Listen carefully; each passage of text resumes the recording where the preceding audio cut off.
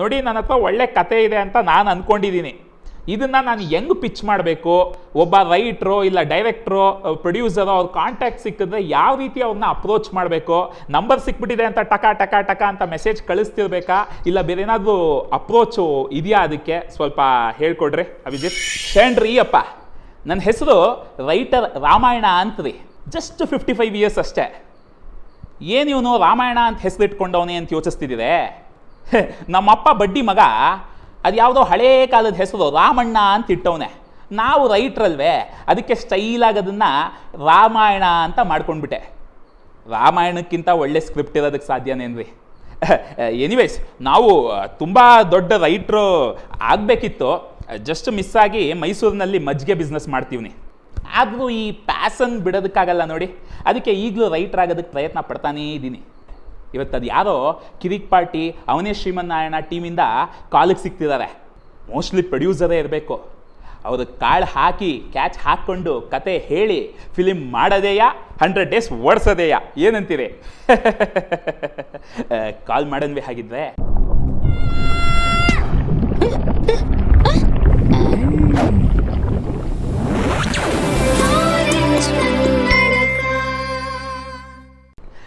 ಶರಣ್ರಿ ಅಪ್ಪ, ಅಭಿಜಿತ್ ಮಹೇಶ್, ಅದೇ ಈ ಕಿರಿಕ್ ಪಾರ್ಟಿ ಅವನೇ ಶ್ರೀಮನ್ನಾರಾಯಣ ಇದರ ಪ್ರೊಡ್ಯೂಸರ್ ನೀವೇನೇನ್ರಿ? ನಾನು ಪ್ರೊಡ್ಯೂಸರ್ ಎಲ್ಲ ಅಲ್ಲ, ರೈಟರ್ ನಾನು. ವಾ, ನಾನು ಈ ಪ್ರೊಡ್ಯೂಸರ್ ಅಂದ್ಕೊಂಡ್ರೆ ನೀವು ಈ ಪ್ರೊಡ್ಯೂಸರೇ, ಅಂದರೆ ಸ್ಕ್ರಿಪ್ಟ್ ರೈಟ್ರು. ಓಕೆ ಬಿಡಿ, ನೀವು ಒಂಥರ ಪ್ರೊಡ್ಯೂಸರ್ಗಳೇ, ಕತೆನೆಲ್ಲ ಸೃಷ್ಟಿಸೋರು, ಪಾತ್ರಗಳನ್ನ ಕ್ರಿಯೇಟ್ ಮಾಡೋದೇ ನೀವೇ ಅಲ್ವಾ? ಆ್ಯಕ್ಚುಲಿ ಏನಂದರೆ ನಾನು ಒಂಥರ ಫೇಮಸ್ ರೈಟ್ರೇ. ನನ್ನ ಹತ್ರ 1000 ಸ್ಕ್ರಿಪ್ಟ್ಗಳಿದೆ, ಏನೋ ಬರೆದಿಲ್ಲ ಅಷ್ಟೇ. ಅದು ಆ್ಯಕ್ಚುಲಿ ಬನ್ನಿಲಿ, ನನಗೆ ಈ ಸ್ಕ್ರಿಪ್ಟ್ ಬರೀತೀನಿ ಅಂತೆಲ್ಲ ಎಲ್ಲ ಕಡೆ ಬಿಲ್ಡಪ್ ಕೊಟ್ಕೊಂಡು ಬಂದುಬಿಟ್ಟಿದ್ದೀನಿ. ಆದರೆ ಹೆಂಗೆ ಬರೆಯೋದು, ಹೆಂಗೆ ಅದನ್ನು ಸಬ್ಮಿಟ್ ಮಾಡೋದು, ಯಾರಿಗೆ ಕೊಡೋದು, ಇದು ಯಾವುದ್ರ ಬಗ್ಗೆನೂ ಕ್ಲಾರಿಟಿನೇ ಇಲ್ಲ, ಫುಲ್ಲು ಕನ್ಫ್ಯೂಷನ್ನು. ಇವತ್ತು ಹೆಂಗೋ ಸಿಕ್ಬಿಟ್ಟಿದ್ದೀರಾ, ಸ್ವಲ್ಪ ಅದ್ರ ಬಗ್ಗೆ ಎಲ್ಲ ನನ್ನ ಡೌಟ್ಸನ್ನು ಕ್ಲಾರಿಫೈ ಮಾಡಿಬಿಡ್ರಿ. ಖಂಡಿತ ಮಾಡೋಣ. ಸೂಪರ್ ಸೂಪರ್, ತುಂಬ ಖುಷಿ ಆಯಿತು. ಸೊ ಈ ಕಿರಿಕ್ ಪಾರ್ಟಿನಲ್ಲಿ ಯಾರದು ಅಂದರೆ, ಅಮ್ಮ ನಾನು ಬೆಕ್ಕು ಅಂತ ಡೈಲಾಗ್ ಬರೆದವ್ರು ನೀವೇ ಅಂತೆ, ಹೌದೇನ್ರಿ? ಹೌದು ಹೌದು. ಇನ್ನು ಏನೇನು ಬರೆದಿದ್ದೀರಿ ಹೇಳ್ರಿ. ಕಿರಿಕ್ ಪಾರ್ಟಿ ಆ್ಯಕ್ಚುಲಿ ನನ್ನ ಸೆಕೆಂಡ್ ಫಿಲ್ಮು. ಅದಕ್ಕೆ ಮುಂಚೆ ಒಂದು ಮಾಡಿದ್ದೆ, ಅದು ಅನ್ಫಾರ್ಚುನೇಟ್ಲಿ ಚೆನ್ನಾಗಿ ಹೋಗಲಿಲ್ಲ. ಸೊ ಕಿರಿಕ್ ಪಾರ್ಟಿ ಆದಮೇಲೆ ಸರ್ಕಾರಿ ಹಿಪ್ರಾ ಶಾಲೆ ಕಾಸರಗೋಡು, ಮತ್ತು ಕತೆ ಒಂದು ಶುರುವಾಗಿದೆ, ಅವನೇ ಶ್ರೀಮನ್ನಾರಾಯಣ. ಇವಾಗ ಶೂಟಿಂಗಲ್ಲಿರೋ 777 ಚಾರ್ಲಿದು ಸ್ವಲ್ಪ ಕೆಲಸ ಮಾಡಿದ್ದೀನಿ. ಸೊ ಈ ಎಲ್ಲ ತಂಡ ಜೊತೆ ವರ್ಕ್ ಮಾಡಿದ್ದೀನಿ ನಾನು. ವಾ, ಸೂಪರ್ ಕಣ್ರಿ ನೀವು. ನಾನು ವಯಸ್ಸಲ್ಲಿ ಸ್ವಲ್ಪ ಸೀನಿಯರ್ ಅಷ್ಟೇ, ಆದರೆ ಕಸಬ್ನಲ್ಲಿ ನೀವೇ ಸೀನಿಯರ್ ನೋಡಿ. ದಯವಿಟ್ಟು ಬೇಜಾರು ಮಾಡ್ಕೊಬಿಡಿ, ನಾನು ಎಲ್ಲ ಡೌಟ್ಸ್ಗೂ ಆನ್ಸರ್ ಮಾಡಿಬಿಡಿ. ಸೊ ಶುರು ಮಾಡೋಣವೇ ಹಾಗಿದ್ರೆ? ಖಂಡಿತ ಶುರು ಮಾಡಿ. ಏನೇನು ಡೌಟ್ಸ್ ಇದೆಯೋ ಎಲ್ಲ ಕೇಳಿ ಕ್ಲಿಯರ್ ಮಾಡೋಣ. Super super. ನೀವು ಈ 7 ವಿಚಿತ್ರಗಳು ಅಂದರೆ ಅದೇ ನಿಮ್ಮ ರಕ್ಷಿತ್ ಶೆಟ್ಟಿಯವರ 7 ಆರ್ಟ್ಸ್ ಟೀಮು, ಇದನ್ನು ಸೇರ್ಕೊಳ್ಳೋದಕ್ಕೆ ಮುಂಚೆ ನಿಮ್ಮ ರೈಟಿಂಗ್ ಪ್ರಾಸೆಸ್ ಹೇಗಿತ್ತು? ಅಂದರೆ ನೋಡಿ, ನನಗೆ ಬೆಳಗ್ಗೆ ಬಾತ್ರೂಮ್ನಲ್ಲಿ ನೈಟ್ ನಿದ್ದೆ ಮಾಡೋವಾಗ ಐಡಿಯಾಗಳು ಹಂಗೆ ಪಟ ಪಟ ಪಟ ಪಟ ಅಂತ ಉದುರ್ತಿರುತ್ತೆ. ಬೇರೆ ಟೈಮಲ್ಲಿ ಬಡ್ಡಿ ಮಗಂದು ಬರೋದೇ ಇಲ್ಲ. ನಿಮಗೂ ಹಂಗೇನಾ? ಯಾವ ಥರ ಈ ರೈಟಿಂಗಲ್ಲಿ ಇಂಟ್ರೆಸ್ಟ್ ಬಂತು, ಸ್ವಲ್ಪ ತಿಳಿಸ್ಕೊಟ್ರೆ ಚೆನ್ನಾಗಿರುತ್ತೆ. ಸೊ ನಾವು ಕಾಲೇಜಲ್ಲಿರುವಾಗ ಮ್ಯಾಡ್ ಆಡ್ಸ್ ಎಲ್ಲ ಮಾಡ್ತಾಯಿದ್ವಿ. ಸೊ ಆವಾಗಲೂ ಅಷ್ಟೇ ಒಂದು ಟೀಮಾಗಿ ನಾವು ಸ್ಕ್ರಿಪ್ಟ್ ಬರ್ತಿದ್ವಿ, ಪರ್ಫಾರ್ಮ್ ಮಾಡ್ತಾಯಿದ್ವಿ. ಯಾವಾಗ ಅದು ಚೆನ್ನಾಗಿ ಜನ ರಿಸೀವ್ ಮಾಡ್ತಾಯಿದ್ರೋ ಸ್ವಲ್ಪ ಸೀರಿಯಸ್ ಆಗಿ ಅದನ್ನ ಪರ್ಸ್ಯೂ ಮಾಡೋಣ ಅಂತ ತಲೆಯಲ್ಲಿತ್ತು. ಬಟ್ ಅದಕ್ಕೆ ಒಳ್ಳೆ ಒಂದು ರೂಟ್ ಥರ ಎಲ್ಲೂ ಸಿಕ್ಕಿರಲಿಲ್ಲ, ಎಲ್ಲೂ ದಾರಿ ಸಿಕ್ಕಿರಲಿಲ್ಲ. ಸೊ 2007ಇಂದನೂ ನಾನು ಟ್ರೈ ಮಾಡ್ತಾಯಿದ್ದೆ. ಒಂದು 3-4 ಫಿಲ್ಮ್ದು ಸ್ಕ್ರಿಪ್ಟ್ ಬರೆದೆ, ಅದು ಟೇಕ್ ಆಫ್ ಆಗಿಲ್ಲ. ಒಂದು ಸೀರಿಯಲ್ ಮಾಡಿ ಚಾನಲ್ಗೆ ಡೈರೆಕ್ಟ್ ಅಪ್ರೋಚ್ ಮಾಡಿದ್ವಿ, ಅದು ಟೇಕ್ ಆಫ್ ಆಗಿಲ್ಲ.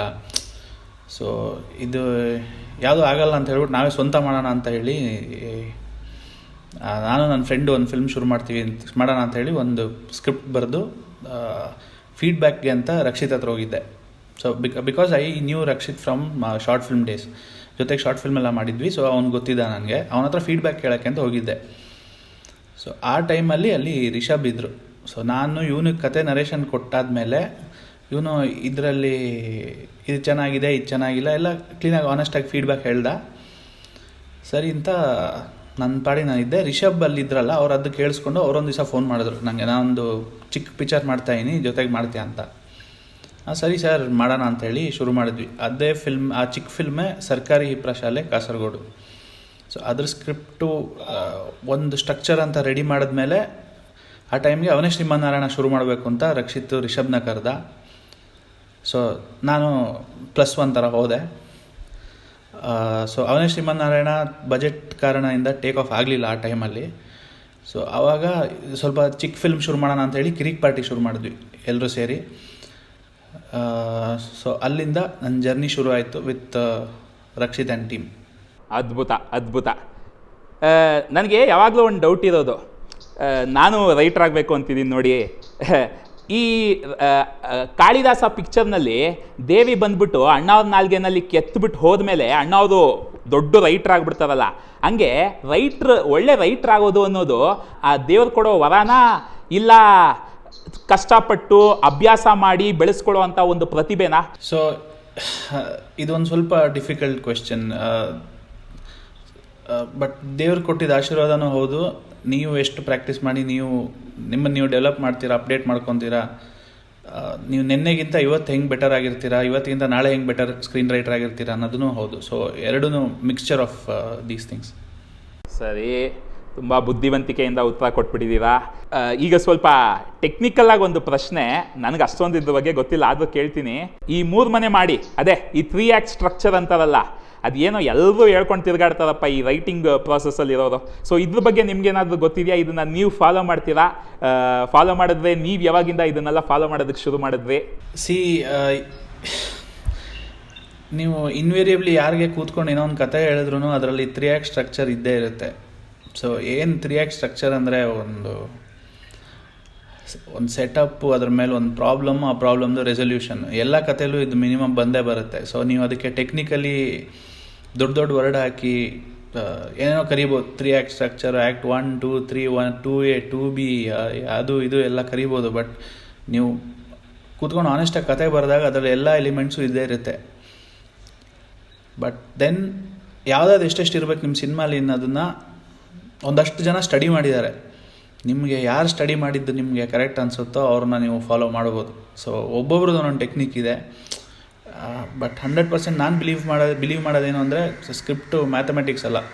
ನಿಮಗೆ 15 ನಿಮಿಷದಲ್ಲಿ ಇದಾಗಬೇಕು, ಅರ್ಧ ಗಂಟೆಯಲ್ಲಿ ಇದಾಗಬೇಕು, ಆಮೇಲೆ ಸ್ಟೋರಿಲಿ ಈ ಥರನೇ ಸ್ಪ್ಲಿಟ್ ಆಗಬೇಕು, ವಿಲನ್ ಈ ಟೈಮಿಗೆ ಎಂಟ್ರಿ ಆಗಬೇಕು, ಈ ಥರ ಎಲ್ಲ ಮಾಡಿ ನೀವು ಟೆಂಪ್ಲೇಟ್ ಫಿಲ್ಮ್ ಮಾಡ್ಬೋದೇ ಹೊರತು ಒಂದು ಕ್ರಿಯೇಟಿವ್ ಆಗಿ ಹೊಸ ಥರ ನೀವು ನೋಡಿದಾಗ ನಿಮಗೆ ಖುಷಿ ಆಗೋ ಥರ ಸಿನಿಮಾ ಮಾಡೋಕ್ಕೆ ಆಗೋದು ಡೌಟ್ ನನಗೆ. ಸೊ ನನ್ನ ಬಿಲೀಫ್ ಸಿಸ್ಟಮ್ ಅದು.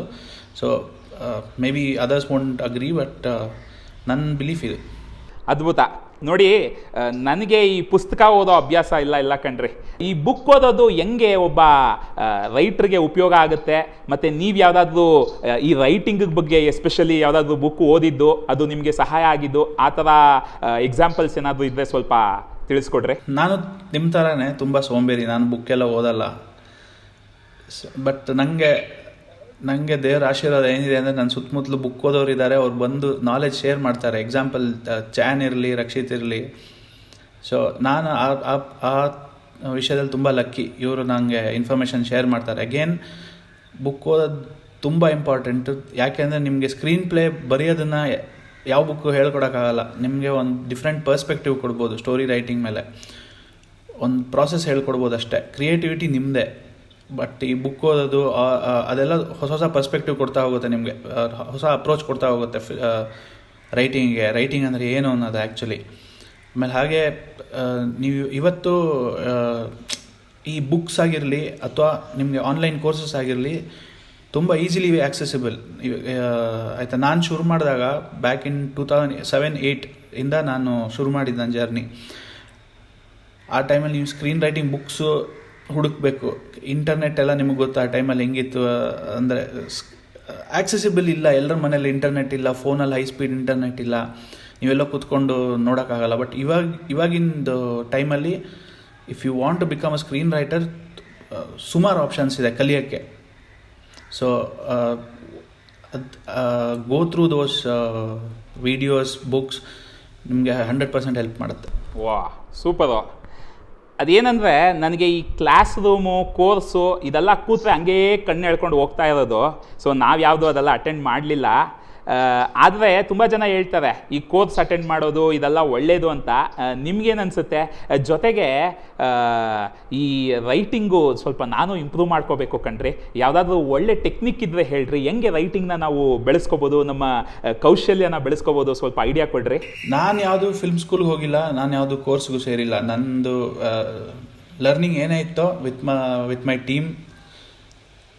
ಸೊ ಆಮೇಲೆ ನಾವು ಸಿನಿಮಾ ಮಾಡಿ ಆನ್ ದ ಜಾಬ್ ಕಲ್ತಿರೋದು ಎಲ್ಲರೂ ಅಷ್ಟೇ. ನೀವು ರಕ್ಷಿತ್ ತಗೊಳ್ಳಿ, ಅವನು ಯಾವ್ದು ಫಿಲ್ಮ್ ಸ್ಕೂಲ್ ಹೋಗಿಲ್ಲ, ಚಾನ್ ಹೋಗಿಲ್ಲ, ನಾನು ಹೋಗಿಲ್ಲ, ರಿಷಬ್ ಹೋಗಿದ್ರು ಒಂದು ಟೈಮಲ್ಲಿ. ಸೊ ಬಟ್ ಅವರು ರೈಟಿಂಗ್ ಕೋರ್ಸ್ ಹೋಗಿಲ್ಲ, ಅವರು ಬೇರೆ ಯಾವುದೋ ಆ್ಯಕ್ಟಿಂಗು ಅಥವಾ ಡೈರೆಕ್ಷನ್ ಹೋಗಿದ್ರೆ, ಅದು ನನಗೆ ನೆನಪಿಲ್ಲ. ಬಟ್ ರೈಟಿಂಗಲ್ಲಿ ಎಸ್ಪೆಷಲಿ ರೈಟಿಂಗ್ ಅಂತಲೇ ಹೋಗಿರೋವಂಥದ್ದು ಯಾರೂ ಇಲ್ಲ ನಮ್ಮ ಕೋರ್ಸಲ್ಲಿ. ಸೊ ನಾವು ಸಿನಿಮಾ ಮಾಡ್ತಾ ಕಲ್ತಿರೋದು. ಈಗ ನಿಮಗೆ ನೀವು ಕಲಿಬೇಕು ಅನ್ನೋಂಗಿದ್ರೆ ನಾನು ಫಾಲೋ ಮಾಡೋದೊಂದು ಬೆಸ್ಟ್ ಟೆಕ್ನಿಕ್ ಏನು ಅಂದರೆ, ನನ್ನ ಫೇವ್ರೆಟ್ ಫಿಲ್ಮ್ ತೊಗೊತೀನಿ ಯಾವುದೋ ಒಂದು, ಅದರದ್ದು ಸ್ಕ್ರೀನ್ ಪ್ಲೇ ಆನ್ಲೈನ್ ಹುಡುಕ್ತೀನಿ, ಸಿಗುತ್ತೆ. ಸೊ ಒಂದು ಸೀನ್, ಸೊ ಆ ಸೀನ್ನ ಇವ್ರು ಹೆಂಗೆ ಬರ್ದಿದ್ದಾರೆ, ಅವ್ನು ಬರ್ದಿದ್ದೇ ಸೀನ್ ಮೇಲೆ ಕನ್ವೆ ಆಗಿದೆಯಾ, ಆ ಥರ ಅವ್ನು ನೋಡ್ತೀನಿ. ನೆಕ್ಸ್ಟ್ ಇನ್ನೊಂದು ಯಾವುದೋ ಒಂದು ಫೇವ್ರೆಟ್ ಫಿಲ್ಮ್ ನಾನು ತೊಗೊತೀನಿ ನಂದು, ಅದರಲ್ಲಿ ಸೀನ್ನ ನಾನು ಬರಿತೀನಿ, ಸ್ಕ್ರೀನ್ ಮೇಲೆ ಏನಿದೆಯೋ ಅದನ್ನೇ ನಾನು ಬರಿತೀನಿ. ಸೊ ಹಂಗೆ ಮಾಡ್ತಾ ಹೋದಾಗ ಆವಾಗ ನನಗೆ ಅರ್ಥ ಆಗಕ್ಕೆ ಶುರುವಾಗಿದ್ದು, ಓಕೆ ಈ ಥರ ಬರೀಬೇಕು. ಆ್ಯಕ್ಚುಲಿ 3ನೇ ಕ್ಲಾಸಲ್ಲೇ 3 ಸತಿ ಡುಮ್ಕಿ ಹೊಡೆದೆ ಅಂತ ನಮ್ಮಪ್ಪ ನಿನಗೆ ಮಜ್ಜಿಗೆ ಬಿಸ್ನೆಸ್ಸೇ ಸರಿ ಅಂತ ಸಣ್ಣ ವಯಸ್ಸಿನಲ್ಲೇ ಓದ್ಸೋದು ಬಿಟ್ಬಿಟ್ರು. ಆದರೂ ಈಗೆಲ್ಲ ಇಂಡಸ್ಟ್ರಿನಲ್ಲಿ ಬರೋ ರೈಟ್ರುಗಳು, ಡೈರೆಕ್ಟ್ರುಗಳು ಇವರೆಲ್ಲ ನೋಡಿದ್ರೆ ಇಂಜಿನಿಯರ್ಗಳಾಗಿರ್ತಾರೆ, ಇಲ್ಲ ಇನ್ಯಾವುದಾದ್ರೂ ಡಿಗ್ರಿ ಇಟ್ಕೊಂಡಿರ್ತಾರೆ. ಸೊ ಈ ಫಾರ್ಮಲ್ಲಿ ಎಜುಕೇಷನ್ನು, ಡಿಗ್ರಿ ಇದೆಲ್ಲ ನಾವು ಒಳ್ಳೆ ಫಿಲಿಮ್ಗಳು ಮಾಡೋದಕ್ಕೆ, ಒಳ್ಳೆ ಫಿಲಿಮ್ಗಳು ಬರೆಯೋದಕ್ಕೆ ಎಷ್ಟು ಮುಖ್ಯ ಅಂತ ನಿಮಗೆ ಅನಿಸುತ್ತೆ? Education 100% important. ಇವಾಗ 2 ಥರ ಇದೆ. ಒಂದೇನು ಅಂದರೆ ನಿಮಗೆ ಓದುವಾಗ ಲೈಫ್ ಎಕ್ಸ್ಪೀರಿಯನ್ಸ್. ಈಗ ನೀವು ಸ್ಕೂಲ್ ಓದಿರಾ, ಇಂಜಿನಿಯರಿಂಗ್ ಹೋಗ್ತೀರಾ ಅಂತ ಇಟ್ಕೊಳ್ಳಿ, ನೆಕ್ಸ್ಟು ಅಥವಾ ಬೇರೆ ಯಾವುದೋ ಕೋರ್ಸ್ಗೆ ಹೋಗ್ತೀರಾ, ಅಲ್ಲೊಂದಷ್ಟು ಜನ ಸಿಗ್ತಾರೆ, ಅಲ್ಲಿದ್ದು ಲೈಫ್ ನೋಡ್ತೀರಾ, ಅಲ್ಲಿದ್ದು ಜನರ ಜೊತೆ ಇಂಟ್ರ್ಯಾಕ್ಟ್ ಮಾಡ್ತೀರಾ, ನಿಮ್ಮ ಕ್ಯಾರೆಕ್ಟರ್ಸ್ ಬೆಳೆಯೋದೇ ಅಲ್ಲಿಂದ. ನೀವು ಬ್ಲ್ಯಾಂಕ್ ಆನ್ ದ ಶೀಟ್ ಯಾವ ಕ್ಯಾರೆಕ್ಟರ್ ಬರೆಯೋಕ್ಕಾಗಲ್ಲ, ಯಾರೂ ಬರ್ದಿಲ್ಲ ನನ್ನ ಪ್ರಕಾರ. ಎಲ್ಲರೂ ಒಂದು ಕಡೆ ನಿಮ್ಮ ರಿಯಲ್ ಲೈಫ್ ಕ್ಯಾರೆಕ್ಟರ್ ಜೊತೆಗೆ ಅದು ಬ್ಲೆಂಡ್ ಆಗೇ ಇರುತ್ತೆ. ಸೊ ನಿಮ್ಮ ಲೈಫ್ ಎಕ್ಸ್ಪೀರಿಯನ್ಸ್ ಬರೋದೇ ಎಜುಕೇಷನಿಂದ ನನ್ನ ಪ್ರಕಾರ. ನಿಮ್ಮ ಮಾರ್ಕ್ಸ್ ಕಾರ್ಡಲ್ಲಿ ಎಷ್ಟು ಮಾರ್ಕ್ಸ್ ಇತ್ತು ಅದು ಎಷ್ಟು ಮ್ಯಾಟ್ರ್ ಆಗುತ್ತೆ ನನಗೆ ಗೊತ್ತಿಲ್ಲ, ಬಟ್ ನಿಮ್ಮ ಲೈಫ್ ಎಕ್ಸ್ಪೀರಿಯನ್ಸ್ ತುಂಬ ಮ್ಯಾಟ್ರ್ ಆಗುತ್ತೆ. ಆ್ಯಂಡ್ ದೆನ್ ನನಗೆ ನಾನು ಮಾಡಿದ್ದು ಇಂಜಿನಿಯರಿಂಗ್ ಮೆಕ್ಯಾನಿಕಲ್. ಸೊ ಅದು ನನ್ನ ಡೆಸ್ಟಿನಿಗಂತೂ ತುಂಬ ಹೆಲ್ಪ್ ಆಯಿತು. ಯಾಕಂದರೆ ನಾನು ಇಂಜಿನಿಯರಿಂಗ್ ಓದಿರಲಿಲ್ಲ ಅಂದರೆ ನಾನು ಕಿರಿಕ್ ಪಾರ್ಟಿ ನನಗೆ ಬರೆಯೋಕ್ಕಾಗ್ತಿರ್ಲಿಲ್ಲ ಇವ್ರ ಜೊತೆ, ಯಾಕಂದರೆ ನಾನು ಇಂಜಿನಿಯರ್ ಆಗಿರ್ತಿರ್ಲಿಲ್ಲ. ಸೊ ನನ್ನ ದ ಡೆಸ್ಟಿನಿ ಆಫ್ ಮೈ ಜರ್ನಿಗೂ ತುಂಬ ಹೆಲ್ಪ್ ಆಯ್ತಿದ್ದು when we consider Kirik Party. Super. So ಅದು ಡೈರೆಕ್ಟಾಗಿ ನಿಮ್ಮ ಡಿಗ್ರಿ ನಿಮಗೆ ಹೆಲ್ಪ್ ಮಾಡಲಿಲ್ಲ ಅಂದರೂ ಆ ಅನುಭವಗಳು, ಆ ಒಂದು ಜರ್ನಿ ನೀವೇನು ಮಾಡ್ಕೊಂಡು ಬಂದಿರ್ತೀರಾ ಅದ್ರ ಮೂಲಕನೇ ನಿಮ್ಗೆ ಎಷ್ಟೊಂದು ಒಳ್ಳೆ ಕಥೆಗಳು ಸಿಗುತ್ತೆ ಅಂತ ಹೇಳ್ತಿದ್ದೀರಾ. ನಿಜ. ಇಷ್ಟು ದಿನ ಇಲ್ಲದೆ ಹೋದ ವರ್ಷ ತಾನೇ ನಾನು ಯಾರೋ ಹೇಳಿದ್ರು ಅಂತ ಅದು ಯಾವುದೋ ಅವೆಂಜರ್ಸ್ ಎಂಡ್ ಗೇಮ್ ಅಂತ ಒಂದು ಸಿನಿಮಾ ನೋಡಿದೆ. ಬಡ್ಡಿ ಮಗಂದು ಈಗ ನಾವೇ ಒಂದು ಎಂಡ್ ಗೇಮ್ನಲ್ಲಿ ಸಿಕ್ಕಾಕೊಂಡು ಬಿಟ್ಟಿದ್ದೀವಿ ಕೊರೋನಾಯಿಂದ. ಎಂಥ ವಿಪರ್ಯಾಸ ನೋಡಿ. ಎನಿವೇಸ್, ಈ ವರ್ಲ್ಡ್ ಸಿನಿಮಾ ನೋಡೋದು ಒಬ್ಬ ರೈಟ್ರಿಗೆ ಎಷ್ಟು ಮುಖ್ಯ ಅಂತ ನಿಮ್ಗನ್ಸುತ್ತೆ? ವರ್ಲ್ಡ್ ಸಿನಿಮಾ ನೋಡೋದು ನನ್ನ ಪ್ರಕಾರ ತುಂಬ ಇಂಪಾರ್ಟೆಂಟೇ. ಯಾಕೆಂದರೆ ಬೇರೆ ಫಿಲ್ಮ್ ಅಂದರೆ ಬೇರೆ ಲ್ಯಾಂಗ್ವೇಜ್ ಆ್ಯಂಡ್ ವರ್ಲ್ಡ್ ಸಿನಿಮಾಲಿ ಅವ್ರದ್ದು ಕಲ್ಚರ್ ಬೇರೆ ಇರುತ್ತೆ, ಅವ್ರದ್ದು ಅಪ್ರೋಚ್ ಬೇರೆ ಇರುತ್ತೆ ಸಿನಿಮಾ ಜೊತೆ. ಓಕೆ, ಹಿಂಗೂ ಮಾಡ್ಬೋದು ಅಂತ ನಿಮ್ಗೊಂದು ಹೊಸ ಆ್ಯಂಗಲ್ ಸಿಗ್ತಾ ಇರುತ್ತೆ, ಫಿಲ್ಮ್ ಮೇಕಿಂಗ್ ಆಗಲಿ ರೈಟಿಂಗ್ ಆಗಲಿ. ಸೊ ಅದಿಲ್ಲ ಅಂದರೆ ನೀವು as a writer I think ನೀವು ಸ್ಟೇಲ್ ಆಗಿಬಿಡ್ತೀರ, ಅಂದರೆ ಒಂದೇ ಥರ ಬರ್ಕೊಂಡು ಹೋಗ್ತಾ ಇರ್ತೀರ. ಹಿಂಗೂ ಮಾಡ್ಬೋದು ಅಂತ ಯಾವಾಗ ನಿಮಗೆ ಒಂದು ಪರ್ಸ್ಪೆಕ್ಟಿವ್ ಸಿಗುತ್ತೋ ಐ ಥಿಂಕ್ ನೀವು ಇನ್ನೂ ಬೆಟರ್ ರೈಟರ್ ಆಗ್ತೀರಾ. So world cinema will help ನನ್ನ ಪ್ರಕಾರ. ಸೂಪರ್. ಆ್ಯಕ್ಚುಲಿ ನನಗೆ ಈ first block, second block, third block, ನಮ್ಮ ಏರಿಯಾನಲ್ಲಿ 6th ಬ್ಲಾಕ್ ತನಕ ಇದೆ. ಇಷ್ಟೇ ಬ್ಲಾಕ್ಗಳು ಗೊತ್ತಿದ್ದಿದ್ದು. ಮೊನ್ನೆ ಅದು ಯಾರೋ ಒಬ್ಬ ರೈಟ್ರ್ ಹೇಳ್ತಿದ್ದಪ್ಪ, ಅದೇನೋ ರೈಟರ್ಸ್ ಬ್ಲಾಕ್ ಅಂತೆ, ಏನು ಐಡಿಯಾಗಳೇ ಬರಲ್ವಂತೆ, ಹಂಗೆ ನಡುಗ್ಬಿಟ್ಟಿದ್ದೀನಿ ಅಂತ ಹೇಳ್ತಿದ್ದ. ಸೊ ನಿಮಗೆ ಈ ರೈಟರ್ಸ್ ಬ್ಲಾಕ್ ಏನಾದರೂ ಕಾಡ್ತಾ ಇರತ್ತಾ? ಆ್ಯಸ್ ಅ ರೈಟರ್ ಇದು ರೈಟರ್ಸ್ ಬ್ಲಾಕ್ ಹಿಸ್ಟ್ರಿಯಿಂದ ಎಲ್ರಿಗೂ ಕಾಡಿದೆ. ನಾನೇನು ಡಿಫ್ರೆಂಟ್ ಅಲ್ಲ ಅಥವಾ ಬೇರೆಯವರು ಏನು ಡಿಫ್ರೆಂಟ್ ಅಲ್ಲ, ಎಲ್ರಿಗೂ ಇದೊಂದು ಬಂದೇ ಬರುತ್ತೆ. ಆ್ಯಕ್ಚುಲಾಗಿ ರೈಟರ್ಸ್ ಬ್ಲಾಕ್ ಅಂದರೆ ಏನು, ನಿಮಗೆ ಐಡಿಯಾ ಬರ್ತಾ ಇಲ್ಲ ಅಷ್ಟೇ ಸಡನ್ನಾಗಿ ಏನು ಮಾಡಬೇಕು ಅಂತ, ಅಥವಾ ಒಂದು 3-4 ಸೀನ್ ಮುಂದಕ್ಕೆ ಹೋಗ್ತೀರಾ, 5ನೇ ಸೀನ್ ಏನು ಮಾಡಬೇಕು ಅಂತ ಗೊತ್ತಾಗ್ತಿಲ್ಲ, ಈ ಕ್ಯಾರೆಕ್ಟರ್ದೊಂದು ಜರ್ನಿ ತೊಗೊಂಡು ಹೋಗ್ತೀರಾ, ಅವ್ನು ಏನು ಮಾಡೋದು ಅಂತ ಗೊತ್ತಾಗ್ತಿಲ್ಲ ಸಡನ್ನಾಗಿ.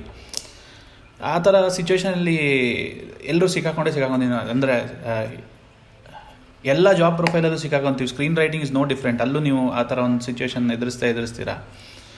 ಬಟ್ ಬಟ್ ಇದೊಂದು ಟೆಕ್ನಿಕ್ ನಾವು ಫಾಲೋ ಮಾಡಿದ್ವಿ ಆ್ಯಸ್ ಅ ಟೀಮ್ ಫಾರ್ ಯಾವ ಫಿಲ್ಮ್ ನಂಗೆ ಮರ್ತೋಯ್ತು. ಏನು ಅಂದರೆ ಇವಾಗ ನಾವು ಆಪ್ಷನ್ಸ್ ಎಕ್ಸ್ಪ್ಲೋರ್ ಮಾಡ್ತಾ ಹೋದ್ವಿ. ಅಂದರೆ ಈವನ್ ಇಫ್ ತುಂಬ ಸಿಲ್ಲಿ ಅಂತ ಅನ್ಸಿದ್ರು ಅದನ್ನ ಬರ್ಕೊಂಡು ಹೋಗ್ತಾ ಇರೋದು ಈ ಥರ ಬ್ಲಾಕೇಜ್ ಬಂದಾಗ. ಸೊ ಎಲ್ಲ ಆಪ್ಷನ್ ಬರೆದಿಟ್ಟು ಡೈಲಿ ಆ ಆಪ್ಷನ್ ಬರಿತಾ ಒಂದಕ್ಕಿಂತ ಒಂದು ಬೆಟರ್ ಹುಡುಕ್ತಾನೆ ಇರ್ತೀವಿ. ಎಂಡ್ ಆಫ್ ದ ಡೇ ನಮ್ಗೆ 7 ದಿವಸ ಬಿಟ್ಬಿಟ್ಟು ಹೊಳಿತಾ ಇಲ್ಲ ಅದು. ಅಂದರೆ ನಾನು 7 ದಿವಸ ಎಕ್ಸಾಂಪಲ್ ಹೇಳಿದ್ದು, ಹೊಳಿತಾ ಇಲ್ಲ ಅಂದರೆ ನಾವು ಬರ್ದಿದ್ದ ಆಪ್ಷನಲ್ಲೇ ಬೆಸ್ಟ್ ಯಾವುದಿದೆ ಅದು ತೊಗೊಂಡು ಮುಂದಕ್ಕೆ ಹೋಗ್ಬಿಡ್ತೀವಿ ನಾವು.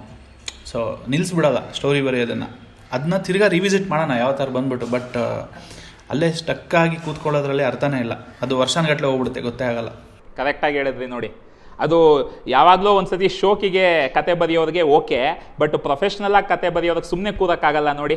ಡೈಲಿ ಏನಾದರೂ ಬರೀತಾ ಇರಬೇಕು. ಸೊ ಏನು ಬರುತ್ತೋ ಅದನ್ನು ಬರೆಯೋದು. ನಾವು ಅಂದ್ಕೊಂಡಿದ್ದು ಬರಲಿಲ್ಲ ಅಂದರೆ ನಾವು ಬಂದಿದ್ದನ್ನು ಬರೆಯೋದು. ಆವಾಗ ನಾವು ಅಂದ್ಕೊಂಡಿದ್ದು ಗ್ರ್ಯಾಜುವಲಾಗಿ ಬರುತ್ತೆ. ಖಂಡಿತ ಕರೆಕ್ಟಾಗಿ ಹೇಳಿದ್ರಿ. ನೀವು ಏನು ಅಂದ್ಕೊಳ್ಳಲ್ಲ ಅಂದರೆ ಒಂದು ಮಾತು, ನಂತರ ಟ್ಯಾಲೆಂಟೆಡ್ ಯಂಗ್ 55 ವಯಸ್ಸೇನಮ್ಮ ಯಂಗ್ ರೈಟರ್ಗಳಿಗೆ ಅಂಥವ್ರ ಜೊತೆ ನೀವು ವರ್ಕ್ ಮಾಡೋದ್ರ ಬಗ್ಗೆ ನಿಮ್ಮ ಅಭಿಪ್ರಾಯ? ಅಂದರೆ ಬೇರೆ ರೈಟರ್ಗಳ ಜೊತೆ ಕೊಲಾಬ್ರೇಟ್ ಆಗೋವಾಗ ಅಡ್ವಾಂಟೇಜಸ್ ಏನು, ಡಿಸ್ಅಡ್ವಾಂಟೇಜಸ್ ಏನು, ನಿಮ್ಮ ಅನುಭವದಲ್ಲಿ ನೀವು ಕಂಡುಕೊಂಡಿರೋ ಸತ್ಯ? ನಾವು ಆ್ಯಸ್ ಅ ಟೀಮ್ ಕೊಲಾಬ್ರೇಟ್ ಆದಾಗಲೇ ಒಳ್ಳೆ ಪ್ರಾಡಕ್ಟ್ ಹೊರಗೆ ಬರೋದು ಅಂತ ಅನ್ಸುತ್ತೆ. ಫಾರ್ ಎಕ್ಸಾಂಪಲ್, ಈಗ ಫಿಲ್ಮು ಕೊಲಾಬ್ರೇಟಿವ್ ಮೀಡಿಯಮ್. ಇವಾಗ ನೀವು ಯಾರೋ ಒಬ್ಬ ಕೂತ್ಕೊಂಡು ಏನೂ ಮಾಡೋಕ್ಕಾಗಲ್ಲ.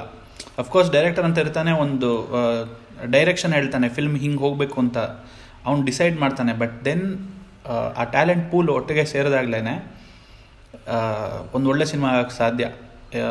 ಎಲ್ಲ ಡಿಪಾರ್ಟ್ಮೆಂಟ್ದು ಸೇರಿಸಿ ನಾನು ಹೇಳ್ತಾ ಇರೋದು. Writing is also no different. ಅಂದರೆ ನಾವು ಇವಾಗ ಕೂತ್ಕೊಂಡ್ರೆ ನಾನೊಂದು ಯಾವುದೋ ಒಂದು ವಿಷಯದಲ್ಲಿ ನಾನು ಬೆಟರ್ ಇರ್ತೀನಿ, ಇನ್ನೊಂದು ವಿಷಯದಲ್ಲಿ ಇನ್ನೊಬ್ರು ಬೆಟರ್ ಇರ್ತಾರೆ. ಎಲ್ಲ ಸೇರಿ ನಾವು ಒಂದು ಬೆಸ್ಟ್ ಪ್ರಾಡಕ್ಟ್ ಔಟ್ಪುಟ್ ಹೊರಗೆ ತರೋಕ್ಕೆ ನಾವು ಟ್ರೈ ಮಾಡ್ತೀವಿ ಯಾವಾಗಲೂ. ಸೊ ನಮ್ಮದು ಪ್ರಾಸೆಸ್ ಹಾಗೆ ಅದು ವರ್ಕ್ ಆಗುತ್ತೆ. ನನಗೆ ಇಲ್ಲಿವರೆಗೆ ಎಲ್ಲ ಫಿಲ್ಮ್ಗೂ ಹಾಗೆ ಕೊಲಾಬ್ರೇಟ್ ಆಗೇ ವರ್ಕ್ ಮಾಡಿರೋದು ನಾನು. ನನಗಂತೂ ವರ್ಕ್ ಆಗಿದೆ ಆ ಥರ. ಸ್ವಲ್ಪ ರೈಟ್ರುಗಳೆಲ್ಲ ಅದೇ ಒಬ್ಬೊಬ್ಬರೇ ಕೂತ್ಕೊಂಡು ಬರೆಯೋದಕ್ಕೆ ಇಷ್ಟಪಡ್ತಾರೆ. ಅವರ ಯೋಚಿಸಿ ಒಂದು ಅಂತರಂಗದ ಪಯಣ ಅದೇನೋ ಹೇಳ್ತಾರಲ್ಲ ಅದೆಲ್ಲ ಮಾಡಿ ಬರೆಯೋದಕ್ಕೆ ಇಷ್ಟಪಡ್ತಾರೆ. ಬಟ್ ನೀವು ಹೇಳೋದು ಕೊಲಾಬ್ರೇಟ್ ಮಾಡಿದಾಗ ಇನ್ನೂ ಒಳ್ಳೆ ಐಡಿಯಾಸ್ ಬರುತ್ತೆ ಅಂತೀರಾ? ಹೌದು.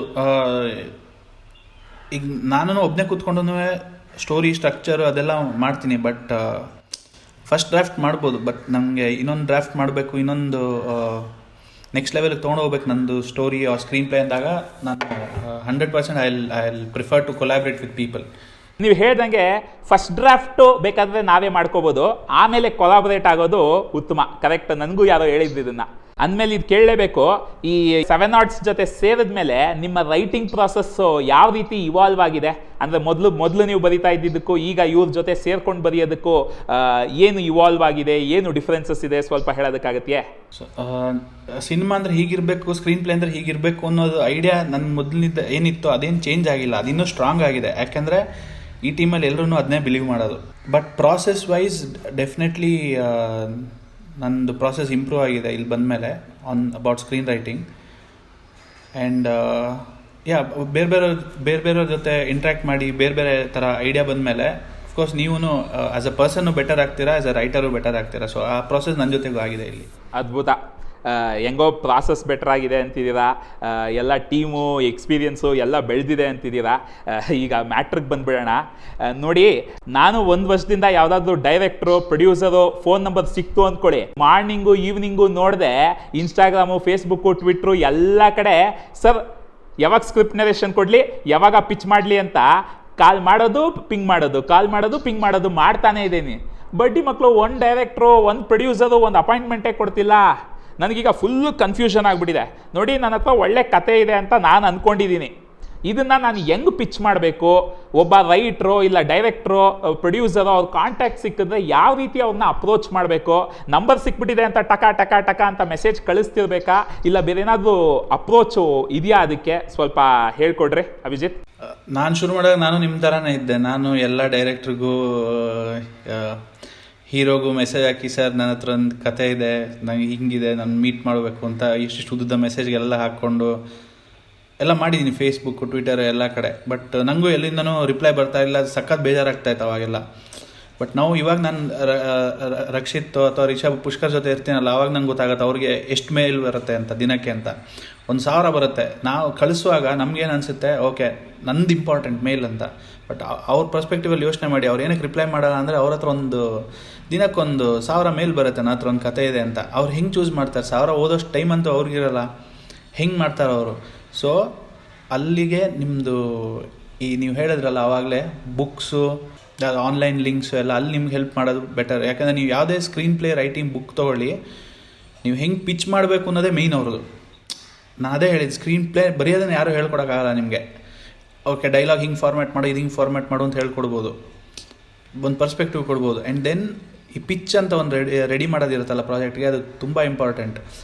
ಪ್ರೆಸೆಂಟೇಷನ್ ತುಂಬ ಇಂಪಾರ್ಟೆಂಟ್. ನಿಮ್ಗೆ ಯಾವ್ದಾದ್ರು ಒಳ್ಳೆ ಡೈರೆಕ್ಟರ್ ಹತ್ರ ನೀವು ಹೋಗಿ ಕೂತ್ರಿ ಅಂದರೆ 5 ನಿಮಿಷದಲ್ಲಿ ಅವ್ನು ಇಂಪ್ರೆಸ್ ಮಾಡ್ಬೇಕು. ನಿಮ್ಮ ಹತ್ರ ಸ್ಟಫ್ ಇದೆ, ನಿಮ್ಮ ಹತ್ರ ಒಂದು ಕತೆ ಇರೋದು, ಒಳ್ಳೆ ಕತೆ ನೀವೇನು ಅಂದ್ಕೊಂಡಿದ್ದೀರೋ ಅದು ಒಳ್ಳೆ ಕತೆ ಅಂತ ಅವ್ನಿಗೂ ಅನಿಸ್ಬೇಕು. ಅನ್ಫಾರ್ಚುನೇಟ್ಲಿ ಇವಾಗ ನಾವು ಬರಿತೀವಿ ಅಂದಮೇಲೆ ನಮಗೆ ಬೇಕಾದಂಗೆ ನಾವು ಸಿನಿಮಾ ಮಾಡೋಕ್ಕೆ ಆಗೋದು ಯಾವಾಗ? ನಾವೇ ಬರೀಬೇಕು, ನಾವೇ ಡೈರೆಕ್ಟರ್ ಆಗಬೇಕು, ನಾವೇ ದುಡ್ಡು ಹಾಕ್ಬೇಕು, ನಾವೇ ಹೀರೋ ಆಗಬೇಕು. ಹಂಗೆ ಮಾಡಿದ್ರೆ ಮಾತ್ರ ನಮಗೆ ಬೇಕಾದಂಗೆ ಮಾಡೋಕ್ಕಾಗೋದು. ಇಲ್ಲ ಅಂದರೆ ಇದು ಕೊಲಾಬ್ರೇಟಿವ್ ಮೀಡಿಯಮ್ಮು. ಸೊ ಕೆಲವು ಕಡೆ ಕಾಂಪ್ರಮೈಸ್ ಅನ್ನೋದು ತುಂಬ ನೆಗೆಟಿವ್ ವರ್ಡು.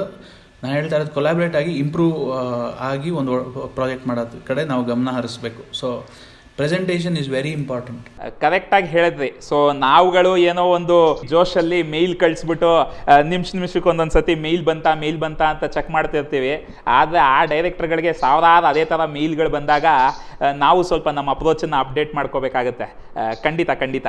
ಸೊ ನಮ್ಮ ಈಗಿನ ಟ್ರೆಂಡ್ಗೆ ಹೇಗೆ ಬರೆಯೋದು, ಈಗಿನ ಟ್ರೆಂಡ್ಗೆ ನಮ್ಮ ರೈಟಿಂಗ್ ಸ್ಟೈಲನ್ನು ಹೇಗೆ ಅಳವಡಿಸ್ಕೊಳ್ಳೋದು, ಇದ್ರ ಬಗ್ಗೆ ನೀವು 1-2 ಒಳ್ಳೆ ಸಕ್ಸಸ್ಫುಲ್ ಫಿಲ್ಮ್ಗಳು ಬರೆದಿದ್ದೀರಾ. ಸೊ ನೀವು 1-2 ಟಿಪ್ಸ್ ಕೊಟ್ಟರೆ ನಮಗೆ ತುಂಬ ಉಪಯೋಗ ಆಗುತ್ತೆ ನೋಡಿ.